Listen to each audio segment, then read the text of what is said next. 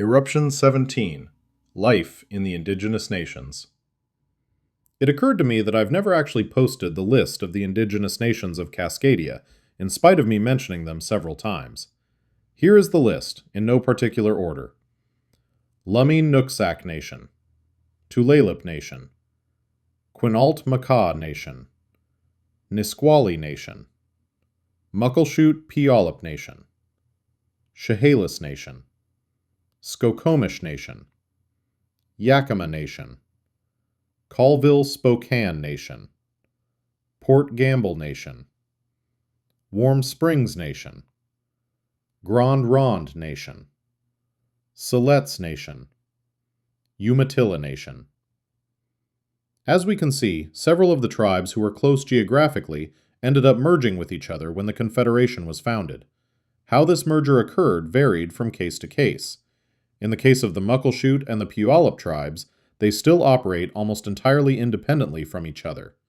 In the case of the Lummi Nooksack Nation, the much larger Lummi tribe tends to have more influence. I won't bother drawing up my own map of the nations.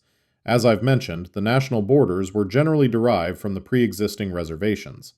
If you want to know where each nation is, a current real-world map will suffice. Each nation is allowed to set up their own internal government as per the Confederation's constitution.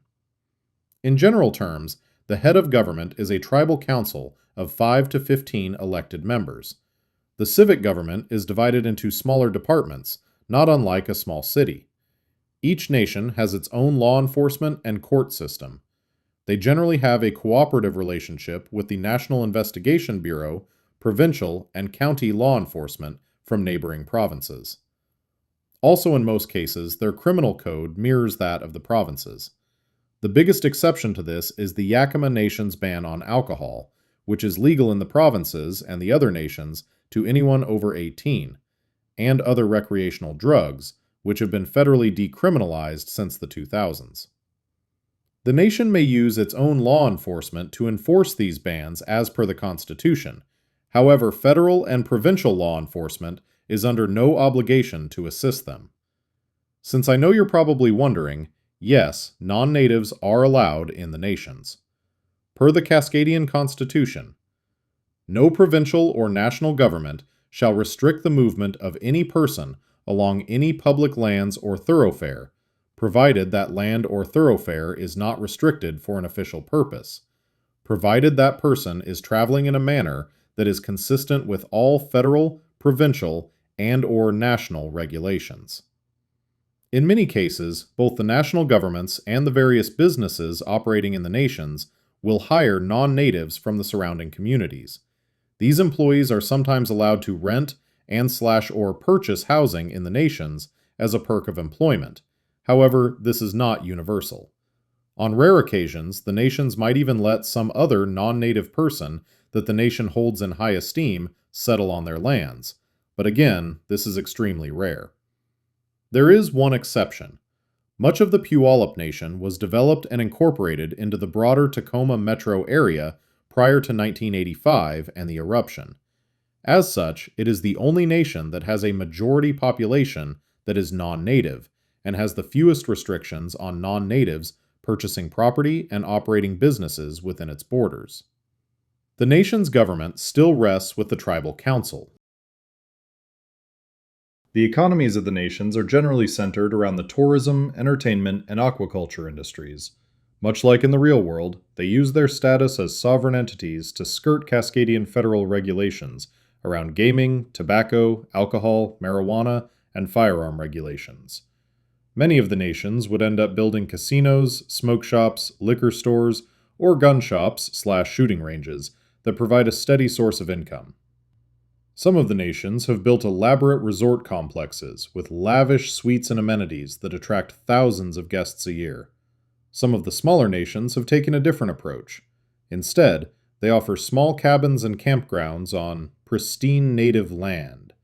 Bougie folks from the cities will pay big money to get to experience a trip down a river in a traditionally made canoe, or for some locally made artwork so they can feel more worldly and cultured. The locals are happy to oblige. The nations that are near the coast also operate fish hatcheries and shellfish farms, exporting salmon, traditionally smoked Chinook salmon is a favorite, steelhead, oysters, and clams. The inland nations also operate some small industries, such as sawmills and quarries. The standard of living varies greatly from nation to nation. Some, like the Muckleshoot Puyallup Nation, have been able to exploit their location near the major cities of Seattle and Tacoma to turn a handsome profit, while others, such as the Yakima and Colville-Spokane nations, still suffer from lack of economic development. Polls conducted in 2016 showed that most Indigenous Cascadians viewed the Confederation positively, although there was a great deal of disparity from nation to nation. Unsurprisingly, the wealthier nations almost unanimously supported the Confederation, while the less affluent ones had more middling responses. This disparity in wealth was one of their chief complaints. The same mechanism that granted the nations so much independence is also what kept them isolated. Regardless, the pollsters found that, among those old enough to remember the old reservation system prior to the eruption, they almost unanimously agreed that their lives had improved greatly and that they had a greater sense of belonging in the Confederation. The Cascadian Independence Party has supported Native enfranchisement and inclusion since the founding of the Confederation, and is usually the favorite political party among Natives. Since about 2010, the Democratic Socialists of Cascadia and the Cascadian Workers' Party have also seen an increase in support from the less wealthy nations as well. As we've touched on before, the Cascadian Rangers, and the CDF to a lesser extent, are known to heavily recruit from the indigenous nations. They have been victims of American expansionism before, and many are willing to defend their homeland from the Americans again. This is especially true of the younger, more politically active generation. In some cases, nearly all young men, and a large percentage of young women, will seek out a letter of recommendation to join the Rangers. It is also noteworthy that Rangers hailing from the indigenous nations are allowed to wear tribal insignia on their campaign hats. This is one of the very few exceptions to the Rangers' extreme secrecy regarding the identities of their members. Similar allowances are also made for those who join the CDF or Coast Guard. The residents of the secular provinces generally hold a positive view of the nations as well. Some might turn their noses up at the vices for sale on native lands, but for the most part, their sovereignty is respected. However, as expected, the North American Unity Party and its associated groups are vehemently against native rule. They kept their disdain towards natives under wraps until the early 2000s, following the rise of the associated Manifest Destiny Party in the remnant United States, at which point they began actively harassing the indigenous nations. One common form of, quote, protest against the nations was the forming of so-called wagon trains, in reference to the pioneers who colonized the West. Several dozen armed members would bedeck their vehicles in flags, signs, and other garish displays of American nationalism before heading to the nearest nation. They would proceed to block traffic, launch fireworks, and shoot guns into the air, vandalize public property, and harass citizens trying to go about their daily lives. Once tribal authorities would arrive to quell the riots, the rioters would engage in other lewd displays until they were chased away, most famous of which was them sneezing and/or coughing into, quote, smallpox blankets, which they would then hurl at the authorities. These actions were so heinous that even conservatives in the U.S. would condemn and attempt to distance themselves from such displays, if for no other reason than to keep the native tribes that had survived in the U.S. placated. Of course, back home in Cascadia, these protests spurned massive outrage across the country, even leading to counter-protests at the Unity Party's offices. Most of the nations went so far as outright banning the Unity Party from assembling within their borders.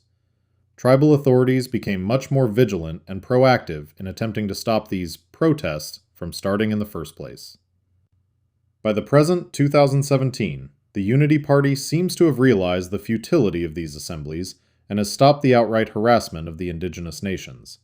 However, they have made it extremely clear that if the U.S. were actually to attempt to liberate the West Coast, subjugation of the natives would once again be their top priority. Until next time.